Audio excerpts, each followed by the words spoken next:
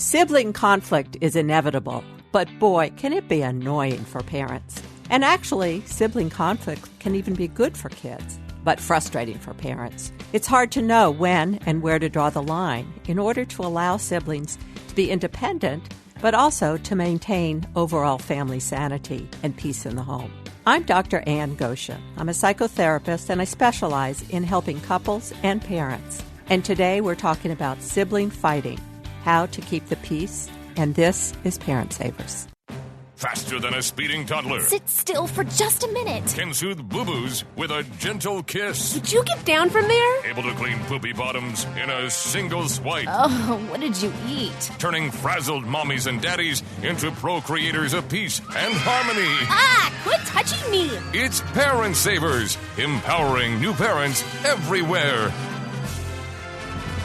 Welcome, everybody, once again to Parent Savers, broadcasting potentially for the last time from the Birth Education Center of San Diego. But not because Parent Savers is going anywhere, but because our good friends at the Birth Education Center are going to be moving. Yes. And we're going to be doing maybe some changes with Parent Savers and going more virtual. Do you want to tell them about that real quick, Sunny? Yeah, we should talk about it briefly because this is a pretty big change for us. It's exciting and it's awesome. It's really cool. It's really cool. So when we started these shows 4 years ago, the technology has evolved, right? And so for the last 4 years, we've primarily been meeting here in the San Diego area to record the shows. And as you guys know, sometimes we have people join us remotely, but it's still very San Diego centric. And so one of the things that I really wanted to do is branch out and to involve as many parents as we possibly could from all over the country, even from all over the world, if that's something that they want to do. And so the best way to do that is to have everyone, now that technology is kind of caught up with us, be able to record straight from their own computers at home. So what we're going to be playing around with is moving from recording here in a studio in San Diego to everyone recording from their own homes. And like I said, the technology is really easy to do that nowadays. The recordings actually turn out fantastic. The quality is super good. And then we can broadcast in our pajamas. And what is better than broadcasting in your pajamas? I'm not going to say. But you'll never know. I'm in my pajamas.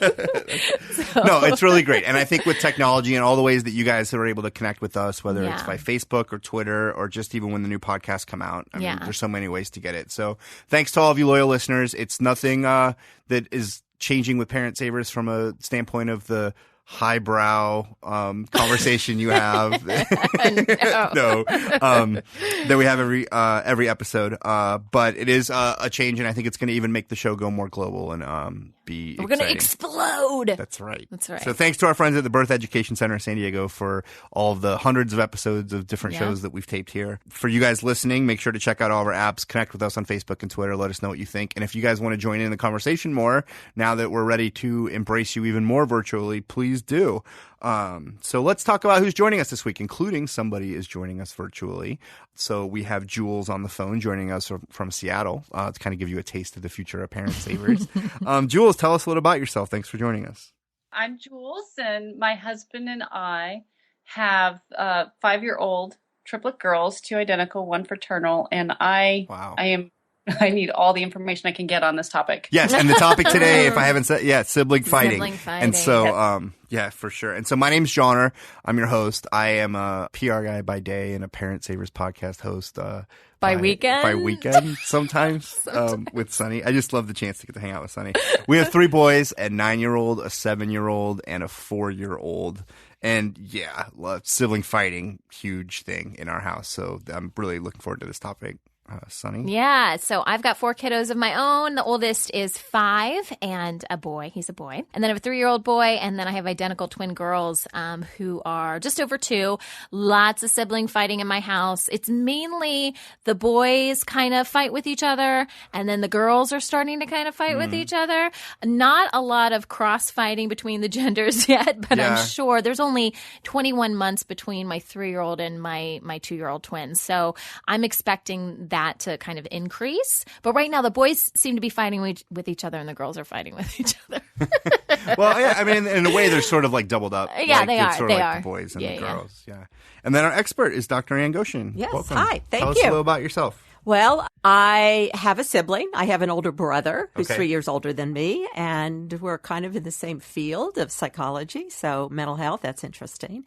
I have one daughter who's an adult, and she has 2 girls, ages 7 and 10, so I'm a grandma. And then I have 2 stepdaughters. And one of those stepdaughters has a little boy who just turned 1 and another one on the way. So he doesn't have a clue yet what's in store for him. He thinks he's the center of the universe. Yeah. Nice. Well, thanks everyone for joining us.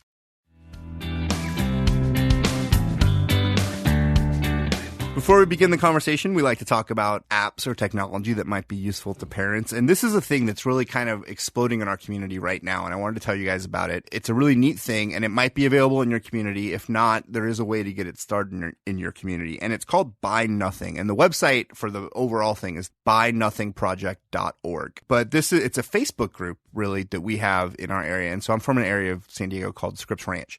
And so there's a page called Buy Nothing Scripps Ranch. And there's different areas in San Diego that currently have this going. And what it is when people are done using something, whether it is maybe some necklaces or some furniture, or maybe it's some baby stuff. I've seen like crib bumpers on there or some toys for kids to ride. The idea is that in order to build community, that you offer to gift it to someone within your community that might have a use for it and have either kids that would use it or it would really help them out. And then when you drop it off, it's not just like a Craigslist exchange. It's like, oh, hi, you live here? Oh, I have a friend that lives on this cul-de-sac. Or, oh, you know so-and-so, and you're trying to make community connections. So it's a really neat thing that's happening in that families are not only connecting with each other, but, you might have something that you don't want to get rid of. Say Sunny quit podcasting. She's like, I have all these microphones. What am I going to do? And someone's like, hey, I'm starting a podcast. I'd love new microphones. So that sort of thing. And it's a really neat, positive thing. Do you guys have that in Seattle at all? Have you guys heard of this? Oh, yeah. I've seen that up in my neighborhood specifically. I haven't actually used it yet, but... Yeah, it's something that, and in our group, I think over the past 3 months, it's really, in our community, it's become kind of a big thing. And I think it's really neat and worth looking into it. So, Sunny, you were looking into it today. You hadn't heard about it. I had never heard of it before. Unfortunately, it hasn't made its way up north to where I live in San Diego yet. But like John said, there's a way that you can actually start one. And so through the website, you can click on a button. It can kind of take you through the process. And I was looking on their website, and they have a section for media, basically headlines and stuff like that how people are using this. And so I forget where Como is at. Komo. That's Washington. Seattle, it's Seattle, right? Seattle? That's in your neck of the woods. Okay. So Como did something, an article I'm sure was on TV too, but on their website where they talked about how a local woman, she was getting married and they were planning to just go to the courthouse to get married. And she posted something. Yeah, did you hear about this? And then people in the community kept donating stuff to her. Like, let's see, a dance studio in town donated 2 rooms for the wedding and reception. Photographer, videographer, and DJ stepped up free of charge. People donated gowns and bridesmaids dresses. That might be kind of interesting. You might have a lot of different dresses in your party.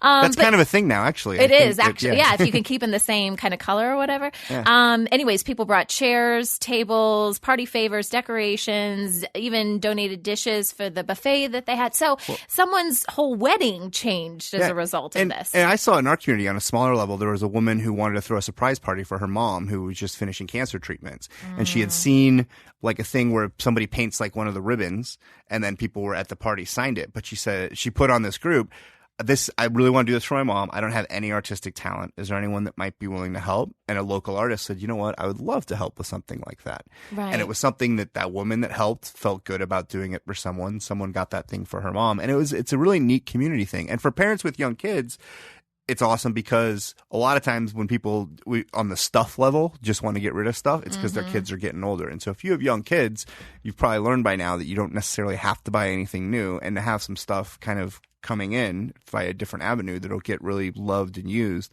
is welcomed by everyone, even the people that are giving away the object. Yeah. No, I think it's a really great idea. And I just love how it's changing people. And we should say too that it's not just in the U.S. If you go to their website, there's different countries, and you can select what country you're from, and then what area, in the U.S., then what state, and then what city. So it's really, it's kind of out there now, Yeah, right? so if you haven't used it yet, I think that it's really worth checking out. BuyNothingProject.org. I would also suggest looking on Facebook if you have a Facebook account for Buy Nothing, either from your local community or your city. And I'm sure that it would take you to some pages to look it up. But if this is something that you're, and Jules is like, I'm going to Buy Nothing right now. She just hung up. But if this is something that you guys hear about or able to use, let us know about it. We love to hear about it. It's something that in our community, it's just sort of emerging. It sounds like it's been in Seattle. So let us know what your experiences is with Buy Nothing. And I think it's a good resource for parents. So hopefully it works out for you guys.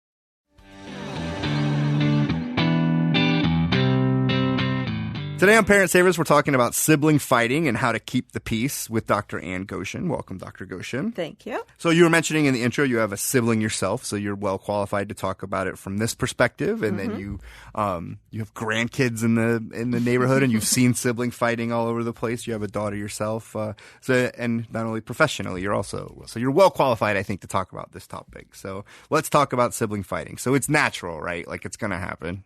It's built into our DNA. Yeah. It is actually built into our DNA because as a species, we evolved and survived because we were competing for resources, right? And that's really what sibling rivalry about. And if you think about what is the primary resource that we provide our kids, and it's our time and our attention. Right. And so at the core of a lot of sibling rivalry, and I call it rivalry, not fighting, because fighting is the behavior that comes out of that. And I think we put that there because that's what Sunny and I are dealing with right now. Oh, okay. Yeah. This is a very personal episode Full for us. disclosure, Okay. yeah. But I agree, sibling rivalry, and we can talk about it in that context for sure. Yeah, and that's fine because I think it's the fighting, the squabbling, the bickering that gets on our nerves as parents. Yes. And it's like, oh my gosh, can I just get them to shut up? So starts by understanding it is inevitable, but how do you deal with it and how do you help them deal with it is the key. Well, and how do you know when it goes from normal to something excessive and abnormal? Like I've heard a story about, I think it was Christina's cousins, and when the baby came home, the older brother was so jealous of that baby that he did something to try and hurt the baby. Like, and that is obviously a little bit different.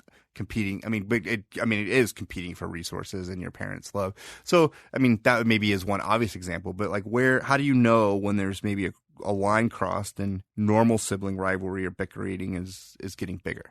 Great question, because when it crosses that line, it can actually get dangerous. Yeah. And part of our job as a parent is to protect our kids, but part of our job is also to prepare them for being healthy, functioning adults. I think there's some obvious situations where it crosses the line or potentially could cross the line. And certainly kind of the example that you were sharing, John, or where there's a difference in age or where one child really, because of their age or their physical abilities or whatever, is not really able to defend themselves. And so they may need a little bit more direction, more protection. I think the other thing that's critical is for the parent not to wait till it gets to that point. So they're usually, before it gets to the point of crossing the line, there are usually all kinds of red flags. And as parents, we really need to pay attention. And I'll just give you an example of that I experienced a few years ago. I have a nephew who at the time was 12, and he is adopted. He was adopted at the age of 12, and he was severely brain injured before that. So he's a kid who really is not able to control or manage his behavior or his emotions very well. And this was a situation. I was visiting my brother and sister-in-law, and my nephew, Bo, was there, and his cousin was there, and the boys were being boys, like you're talking about, like your sons. And they were going around and playing and chasing each other. And I'm sitting watching this, and I could see it escalating and escalating. My brother's sitting in the corner reading. My sister-in-law is in the kitchen making cookies, and these two boys, and it was a recipe for disaster. It really was. So I think part of it is we need to be paying attention and not just wait until it gets out of line. Yeah, it's not the scream or the hit that like, oh, I need to do something, but you can tell beforehand. Yeah. And sometimes we ignore those signs because we're hoping, they'll stop, it'll go away, it's not that bad, or we're, doing our own thing or on our Facebook and on the phone. And so we need to be more mindful as parents. Yeah. So what are you seeing up there with the three girls as far as the sibling rivalry, or is it fighting, or what stage are you at up there, Jules? I would definitely classify it as rivalry that turns into fighting. Yeah. Because, since they were born, they've always had to share us. And so when there are opportunities to have mom or dad to themselves, it's a very big deal. And there's a lot of, it's my turn, or I want to sit in this part of the car. There's still a lot of, it's gotten better, but most of the arguments are over who's playing with what. We had a big blowout today over which color Play-Doh somebody was using or which pony they were putting Play-Doh on. So, at the age of 5, the arguments are not too full-blown yet. Nobody's really gotten injured. There's been some hitting. We did have a biter when she was 18 months old, and that's when we implemented timeouts. But, and those have since gone away. We haven't had to use those in a really long time. But, yeah, mainly it's competing for being the main, for your attention, right? Center of attention. But so what'll happen in our house will be, and maybe you can help me understand the way to deal with it too, Dr. Goshen, is like, let's say we're eating a meal and I pull out 3 plates for the boys, and one of them's red, one's green, one's blue, because Genius Us registered for different colored plates and we haven't bought new plates yet. That's a whole other story.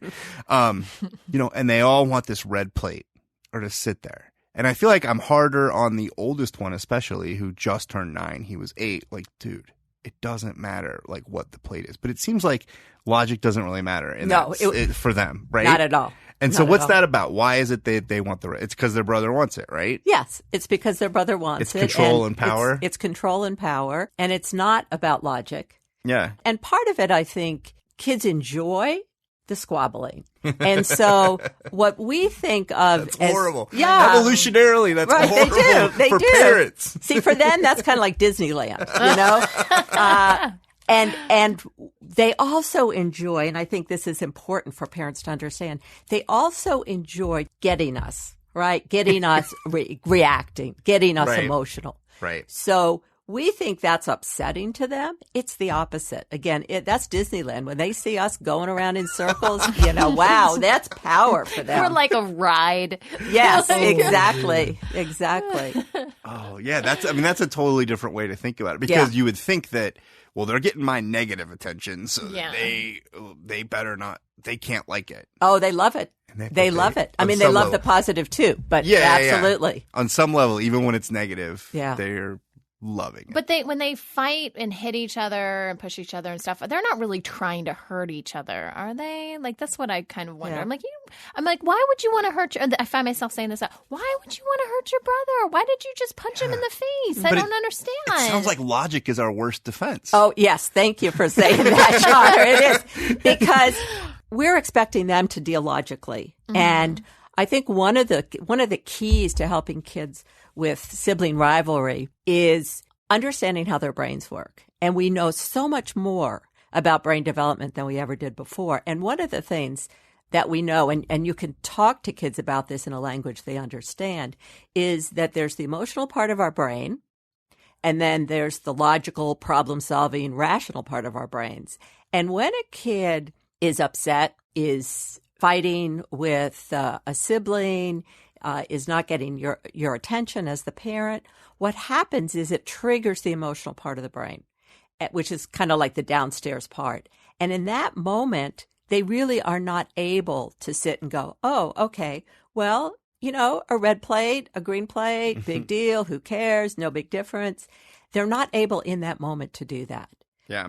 So as the more we understand the nature of our kids' brains and their particular temperaments, the better we can help them.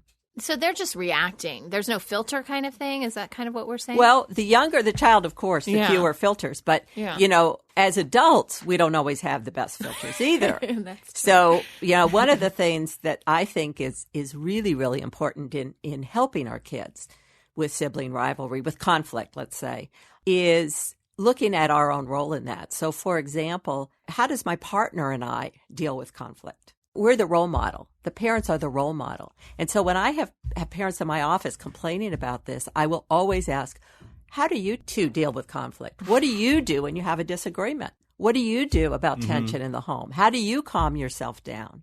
Because that's where it starts. And in what ways do you back each other up? Because another way that kids can be reinforced for that fighting, squabbling kind of behavior is if they're able to intervene and come in between the two parents. So again, it gives them power when they do that, a power you don't want them to have. I feel like I've seen with my kids sometimes where if they are having their squabbles or they're bickering, saying things that like, oh, that's like what I say. Like they're you like, hear your words coming back. I hear them being like, he's trying to deal with his little brother, how he's seen me deal with him, right? And like maybe I shouldn't deal with him like that. You know, whether it's I'm in the middle of work right now. Hold on, give me a minute or whatever. Like modeling is such a huge thing. It's so obvious and probably one that we wouldn't even. A lot of times you might not even think about it. Yes, it's huge. And the good news about that is that our behavior with them and between ourselves and their other parent is hugely powerful. So we have a lot of ability to teach them through that role modeling. We just need to be more conscious of it. Yeah. And I think if we think about sibling rivalry or sibling fighting, if we think about that our job is not just to stop it or control it or get them to stop it. Our job is to help them learn how to manage when they have a conflict, a disagreement, when they're not getting along with somebody. Because that's a skill people need the rest of their lives.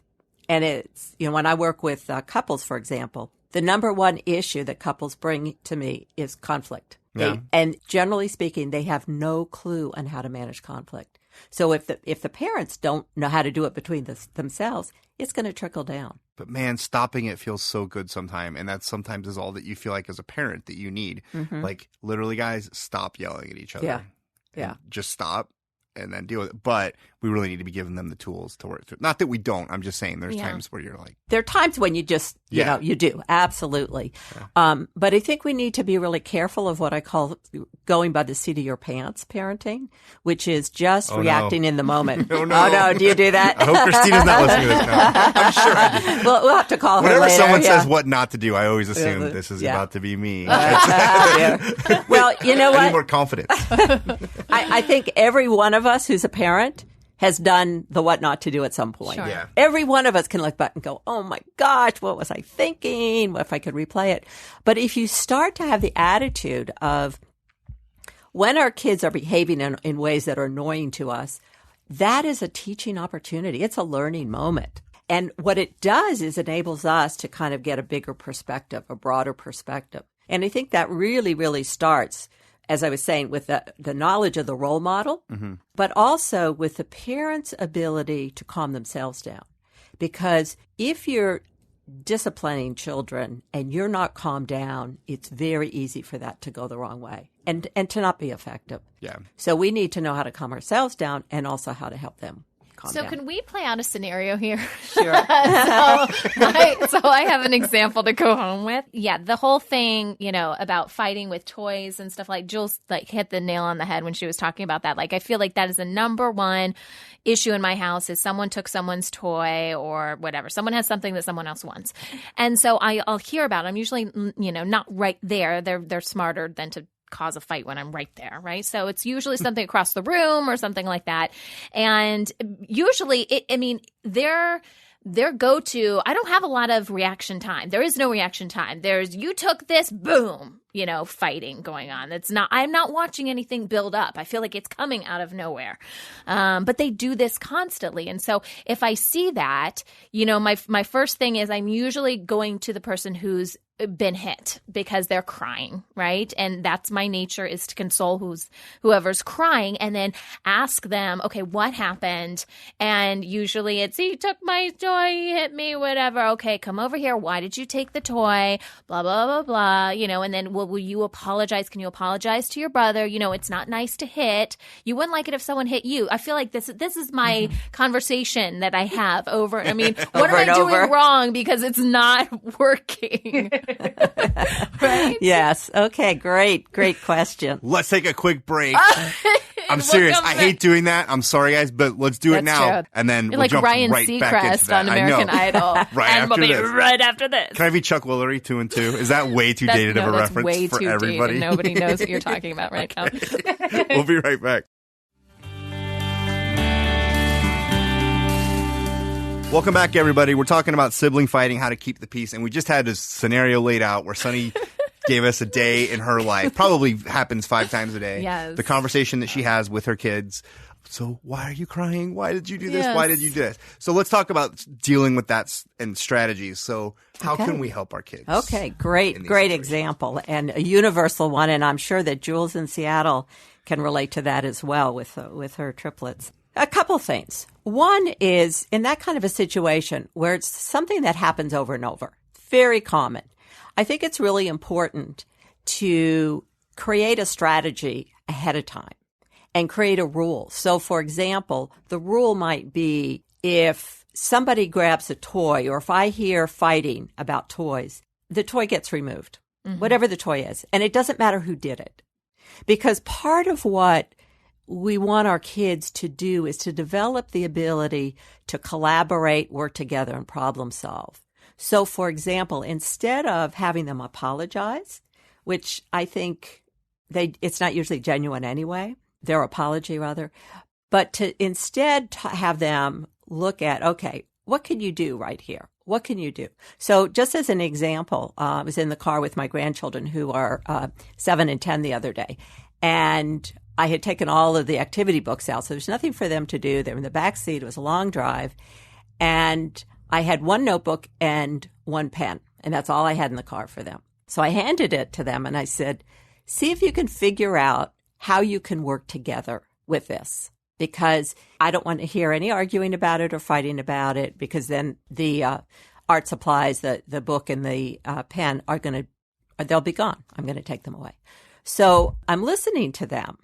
And at first it was, no, I want it, she wants it. And one of them said, well, we could take turns. And the other one said, no, I don't want to take turns. And they kind of went back and forth. And they finally came up with a solution where they were going to do joint pictures. One would start a picture, the other one would add something, then they pass it back and forth. And they had the best time with that. And so what they were learning was to collaborate. So for that kind of a situation, what you might do is, as I was mentioning, create a rule that is, if there's fighting about a toy, the toy is removed. Mm-hmm. So you don't have to get into figuring out who did what. Right. Because I think that's a trap. That can be a trap. Sometimes that's useful. Sometimes that's just a trap. You can also talk to them, again, ideally when it's not happening, about the situation. Like, I notice that it seems like you fight about toys a lot. And, that just doesn't work for me. I don't like to hear you squabbling. I love it when you get along. Let's talk about what you could do differently.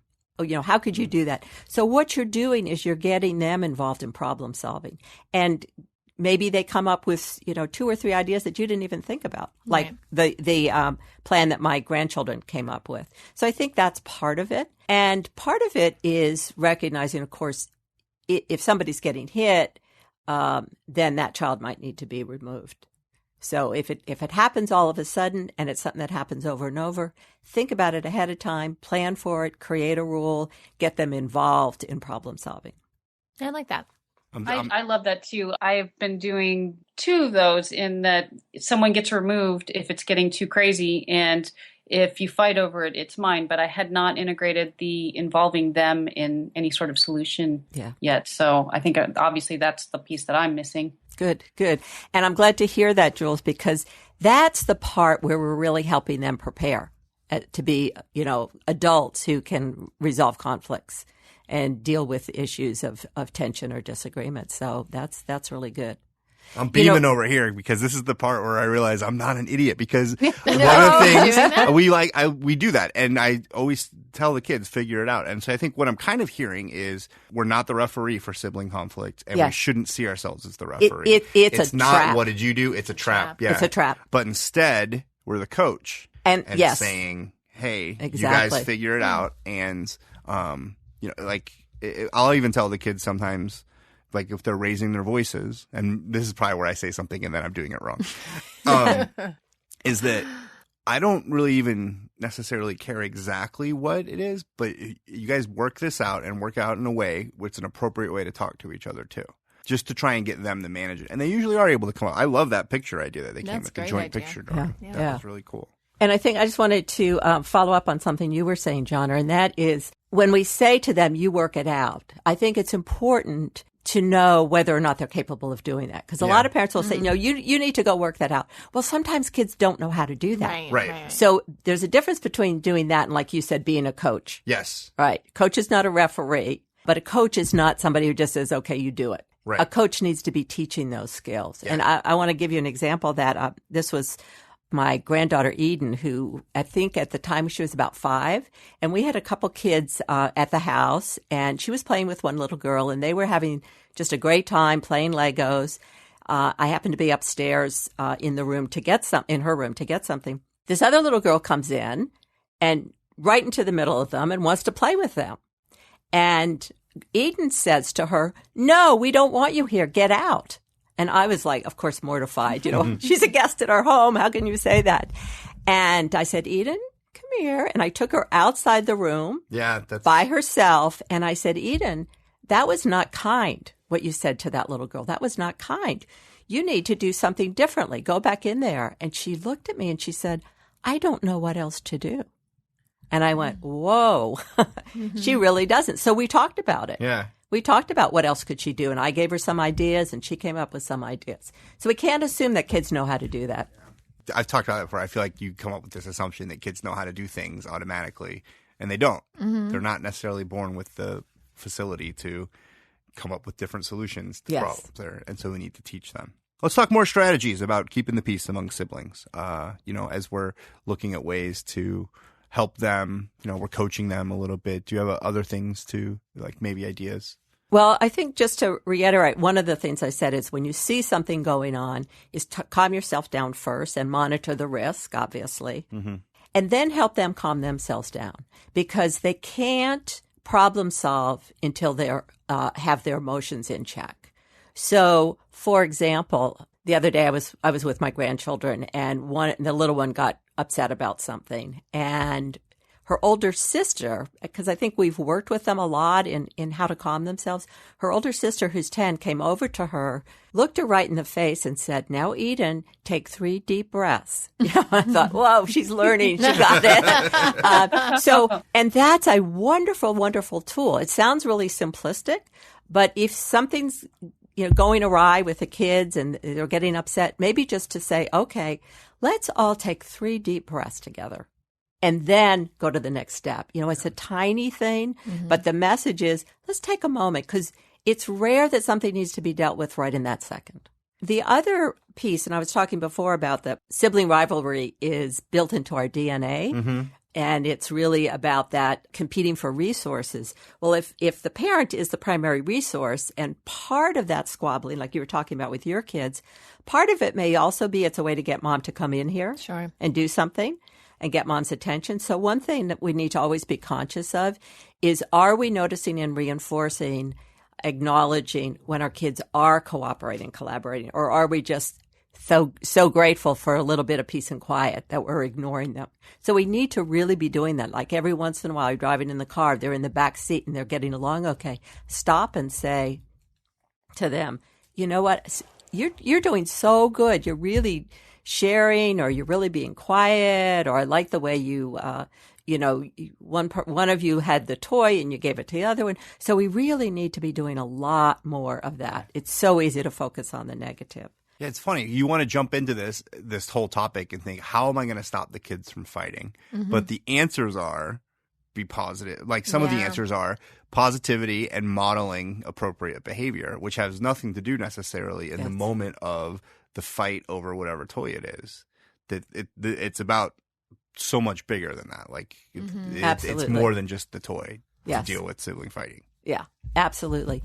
And I think one of the things in the moment that we can sometimes do, if it's appropriate, is remove ourselves. So if we say this concept that they're wanting at some level our attention when they're squabbling with each other, and we say to them something like, "It sounds like right now you're not ready for me to be here." Or it sounds, right now, I don't want to be around you when you're squabbling like this. I don't want to be around you. And I think the assumption is that they all have some responsibility and some role in that fighting and that squabbling. So right now I'm going to put on my headphones and listen to some music, or I'm going to go in the other room. Let me know when you're ready for me to come back. I did that with Ashley and Eden the other day, actually, about last week. And they were squabbling over something, and I have limited time with them because I'm the grandma. And I said, I don't like being around you when you're doing this. It's not fun for me. And I'm going to go upstairs and let me know when you're ready for me to come back and spend time with you. And I wasn't halfway up the stairs, and they both came out of the room and said, Grandma, please come back. We're ready. And they were absolutely great. Okay, Jules. So what are you taking away from this show? What are some things that you're writing notes on or whatever that you're ready to act on? Have you learned anything? Yeah. Oh my gosh, tons. The inclusion and empowerment in letting them participate in solutions. That sounded very well thought out, didn't it? But yeah, no, it was great. Yeah. I'm also considering getting rid of our color-coded items. When you started talking about the plate argument, right? It really came back to, we have that same argument sometimes in our house because we made the mistake of color coding them when they were infants. Not necessarily for our benefit, but for grandparents. Like my mom in particular could not tell Ashley and Sarah apart. And so we just went with the colors of their blankets. And there's a lot of, this isn't my cup. You gave me the wrong cup, Mom. Right. Yeah. Okay. This is Sounds Sarah's like it's cup. time to retire that concept. So. Yeah. But that's a little bit of a tip. Eliminate the source of conflict. Yes. We talked about putting toys in timeout, but if there's things that we know are going to keep being issues, like that, just eliminate it. It's time to just go with a brand new strategy. But no, this is fantastic. I really appreciate being part of this conversation because it's given me a lot to come back with, a lot of new tools that I can start using immediately. That's great. What would be the last thing you'd want to make sure, Dr. Goshen, that everyone remembers about sibling conflict? I think one thing that I would want people to make sure that they know and take away from this is also looking at the opposite. So what's the opposite of conflict? It's peace. What's the opposite of fighting? It's collaboration.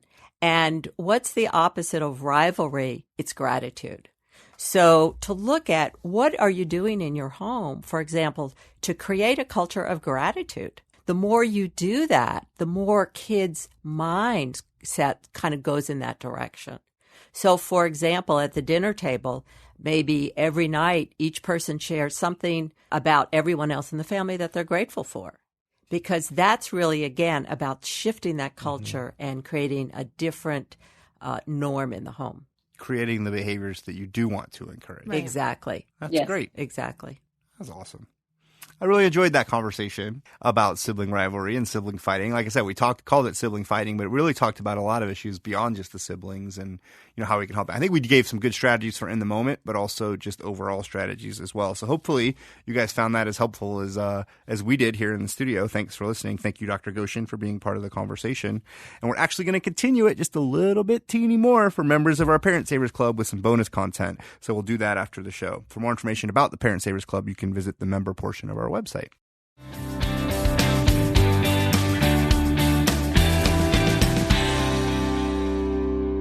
We have a listener question from Annie from Wisconsin. She says she has a 2.5-year-old son who's developed this weird habit of licking people. She writes, "It's not only embarrassing, but I'm also concerned about germs. I certainly don't want him getting sick. I've asked him to stop, but he seems to enjoy the extra attention he gets when he does it. How can I stop this?" Hi, Annie. This is Susie Walton from the Joy of Parenting online course and Indigo Village. And you had a question about your 2.5-year-old son who licks people. Actually, that eventually becomes a habit, so he may be in the habit. So you can let him know, and you can actually role play with him on when he wants to connect with people, he can hug them or he can kiss them. And when he forgets and he licks, you just remove him from the situation and say, remember, it's okay to kiss or hug. And that's all you do. And if he comes up again and he licks, you remove him and say, remember, it's okay to kiss or hug. So you don't really get upset about what he is doing, but you're going to be very proactive on what you want him to do. And you're just going to keep doing it to where if he licks you, you go, as you remove him, you know what to do. And you'll do that over and over again. And I have a feeling that will help stop that habit because, as you know, he's not, he's doing it for attention, but you don't want to make him wrong. You just want to keep going over and over again what you want from him, not what you don't want from him. Okay? So I hope this helps out. Let me know if it does or doesn't. And thank you for that question, because there's a lot of little kids out there that are doing the same thing. So thank you, Annie. That wraps up today's episode of Parent Savers. We appreciate you listening, as always. Don't forget to check out, or maybe this is your first time listening, and we would appreciate that, or we'd appreciate more listening, too. Listen away. Participate. And while you're at it, you can check out our sister shows, Preggy Pals for expecting parents, the Boob Group for moms who breastfeed, Twin Talks for parents of multiples, Newbies for those going through it for the first time, and tell your friends about it. If you know someone that might be interested in one of these shows, share with them an episode, or let them know. Add them to the Facebook page. Tag them in a comment. Something like that. Share the love. That's what we like to do here at New Mommy Media Network. Share the love. So thanks everybody for listening to Parent Savers, empowering new parents. This has been a New Mommy Media production. The information and material contained in this episode are presented for educational purposes only. Statements and opinions expressed in this episode are not necessarily those of New Mommy Media and should not be considered facts. While such information and materials are believed to be accurate, it is not intended to replace or substitute for professional medical advice or care, and should not be used for diagnosing or treating healthcare problem or disease or prescribing any medication. If you have questions or concerns regarding your physical or mental health or the health of your baby, please seek assistance from a qualified healthcare provider. How would you like to have your own show on the New Mommy Media Network? We're expanding our lineup and looking for great content. If you're a business or organization interested in learning more about our co-branded podcasts, visit our website at newmommymedia.com.